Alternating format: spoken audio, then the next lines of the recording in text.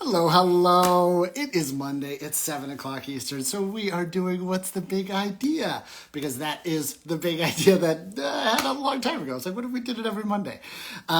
We have a great show today.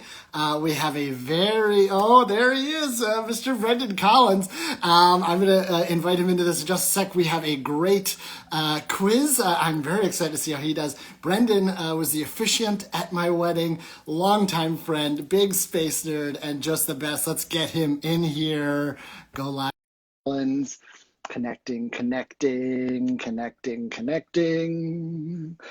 Tick, tick, tock. Oh, hello, Brendan Collins. Hi. How are you? Hi, I'm great. Thanks for having me. Of course, of course. Thank you for being here. How are things? We haven't seen each other in person in quite some time. How are things? How's the new Why? year for you? What's been going on? What's been going on here? Brendan, how are things with you? How's the new Uh, year? the new year is new. It's definitely a calendar year for sure, undeniable. And Undeniably. as it relates to space, I derive a lot of calm and satisfaction in a crazy world, knowing that the Earth is a small spinning orb in the galactic infinite that is completely incomprehensible to human minds. Yeah, so like, So why even try? don't even try. Yeah, Well, go ahead, binge your show. That's the only thing that matters. it's fine. Yes, Yeah, exactly. I've been doing crack open plenty of that binging. other beer. Have another beer. That's why not. Why not? Everything else boils away.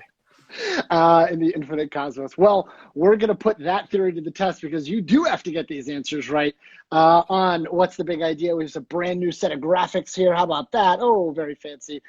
And today's episode, just for you, is about space trash. We're going to jump right in with question one worth $1 million. It's our quickie question. All right. In your estimation, how many chunks of space trash over 10 centimeters are there? 3,400, 34,000, or a Tesla is not trash? Well, this is a great question. Space trash Space is trash. it's a topic that is increasingly in vogue, which is good because trash is bad, but space is good. So Yeah, how do you reconcile the two? the So oxymoron. here's my thought process.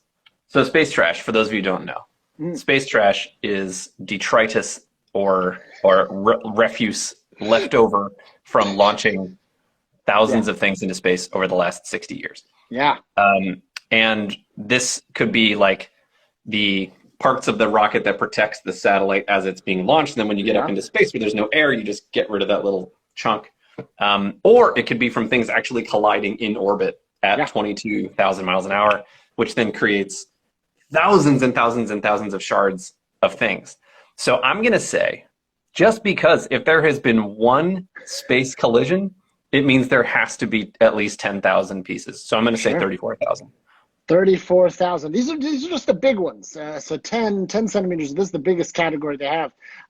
But you are correct. It is 34,000. You've just won $1 million. Let's get to know our contestant a little more. I have here labeled you as Space Nerd Brendan Collins. Now, you and I both share a deep love of the film Apollo 13. I watched it again this weekend. Well, What about it that movie really speaks to you? it still slaps so hard. It That it is does. such like a fun turn off your brain 2 hour masterpiece that is a little educational because it's like Yeah, 95% accurate. yeah. Um, I feel and similar. I was just thinking about before we started this how I got into space, and Yeah. I grew up in the DC area, so I was very close to the Air and Space Museum for the Hmm. Smithsonian, the crown jewel of the Smithsonian, some might say. And we went there regularly as a family and as a Yeah. young kid, and there you're just like exposed to the kinds of historical artifacts that like people left continents to go find in like 600 years ago. Like this is Yeah. super historic stuff. Um, and it just kind of just bit me like a bug. So then when Apollo 13 came out, it was like right in the sweet spot. It came out in Yeah. 95. I was 10 years old. I was just extremely into all that stuff. And I kind of knew the story going in Hey, because of course, I had read Alan Shepard and Deke Slayton's autobiography, yeah, Moonshot. of course. Um, Sure. as a 9-year-old, I read that 400-page tome. Um, humble brag, but also not really. So I was primed, ready to go. Yeah. And when Apollo 13 came out, it just clicked every switch in my brain that needed to get clicked. Yeah. It's It's got to so be. good. It's It got also has everything. a perfect ending. I mean, you would think it's got the biggest stakes are at the very end, Mm, and even though we all know how it turned out, it's so good. mm. Well, Put it in my veins. Yeah. our next question speaks a little bit to that same, but in a different film, I believe, if I'm remembering the questions. Oh, I went backwards. Yes. Oh, yes. This is a different film. Very spoke to me very much like Apollo 13, but a medical sounding scenario where a debris chain reactions render a lower Earth orbit unusable is known as what? Kessler syndrome, Canaveral disease, or space madness? Ooh, Which I don't think it's Canaveral disease. These are great questions, by the way.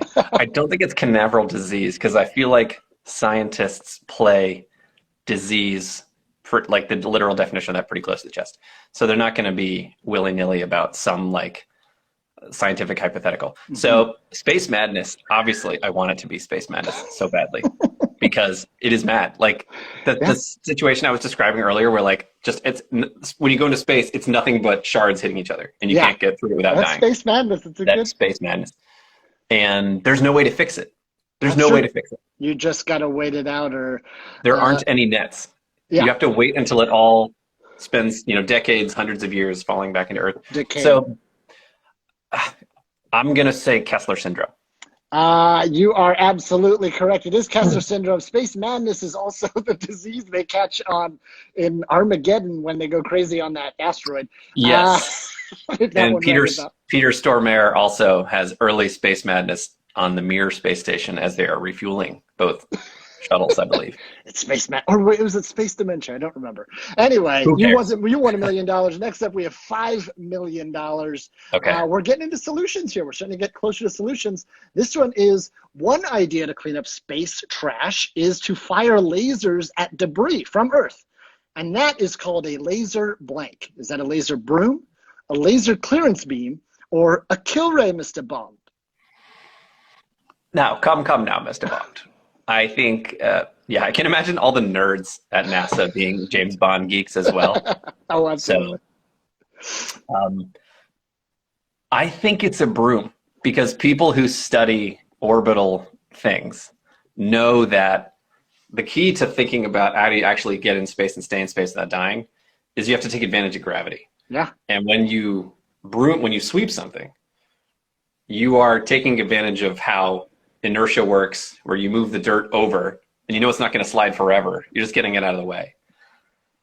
A So you clearance say. beam, I think it's broom. I think it's laser broom. I think it's laser broom. Let's see here. It is laser broom. I thought that was the weirdest thing. I really was hoping to get you on that clearance beam.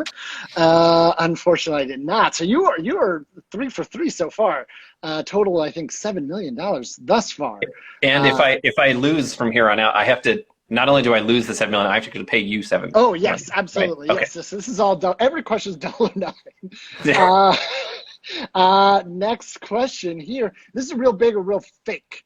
So Okay. this question is really, I'm going to describe an idea to you. You have to tell me if it is something someone is actually working on or if we made it up. And also maybe it's one tiny detail that we made up that might throw you off. But here we go. This is the biggest question, and naturally it's worth $20. Uh-huh. So I can this cover one, that. this big idea, a space claw. So if we're cleaning up garbage in space, a four-armed robot claw that grabs entire satellites. Once attached, the claw enters a murder-suicide orbit and then just burns up. Is that real, or is it real big or real fake? I think that okay. Mm. So working backwards, take a step Mhm. back. Okay, yeah. Things that are Oh, floating in okay, the good. earth, Yeah, satellites, satellites, all this garden junk. variety satellites. Their orbit decays Mhm. very, very, very slowly over a long Mhm. time, which is why most satellites are at like high orbit or like geostationary orbit, where they're actually as the Earth rotates, the Yeah. satellite stays in the same spot. So, if this being a problem, that would require the creation of a robot that is kamikaze and designed to take like a Hubble sized thing orbiting the Earth and blow it up back into Earth. I just have a hard time imagining that that's a real problem right now. Mm. However, knowing how nerds work, and I'm allowed to say I'm a nerd. I'm not allowed You can to say say it. that. Knowing how we think, it's fun to come up with hypotheticals. So I'm going to say this has never gotten off the drawing board, but it's definitely real. Let's find out. You are unambitious. It's real. The European Space Agency just got the green light to do a space claw. Here we've got a Oh, little diagram. I'll put that closer to the camera. This space claw, which does look like a regular freaking claw, is designed to grab, they said, laundry machine size satellites and then oh, bring that it works. down. But yeah, no, it is real. It's a big idea. Leave it to the Europeans. Exactly right. I mean, so you lost $20 on that, but it is real. I mean, that is crazy. I feel like you're spending. You're on the launch. You've got to be putting more garbage up there than you're cleaning up. Yeah. It's a Although it lends itself success. nicely to like claw puns for spacecraft names, like Aklalo 13 and things like that. Yeah. I feel like they're pushing as creative as they got with Space Claw, which I'll give it to them. That sounds great. Yeah. That's pretty good for space nerds. Yes. They're not a creative bunch.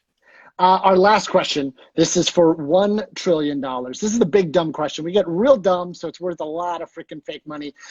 This is for 1 trillion. Of course, you Okay. got that Yep. graphic. Final big dumb question. Brendan Collins, do you remember when Space Station Mir was supposed to hit that Taco Bell target in the middle of the ocean? Man, that would have been cool. Do you remember that? I do actually. Yes. It would have been cool. That was going to be such a fun thing, and then I just felt like it was not followed through on. I wanted to see like, hey, okay, well you missed, but here's a free taco, everybody. Usually the Russians are very precise and planned and organized And it when it didn't comes happen. to space stuff. No, it's And it like didn't honestly happen. a miracle that more cosmonauts have not died than have. In doing a little research, the last question was too bit of a bummer, but I think it was 5 Japanese fishermen were injured when I believe Russian space debris hit their boat. And I was Yeah. like, well, that's kind of a bummer to end on, but here we are. I ended on it anyway. Yeah, no, I really wanted that thing to work. I remember also diving deep into the insurance calculations for how much, like they filed the insurance in case it happened to hit, and there was something like, oh, they covered like 15 cents per taco, which says that it cost 15 cents per taco. Anyway, a little Yeah. food trivia with space trivia. Uh, No one's surprised by that. Yeah. well, Brandon, you got first 3 right and the last one right, so you are net. You won everything except the $20 prize. You are net over $1 trillion, several Okay. $1 million. How do you feel? Do you have any plugs or anything? No plugs except go outside sometime. It's nice out there. Is that to me or to people in general?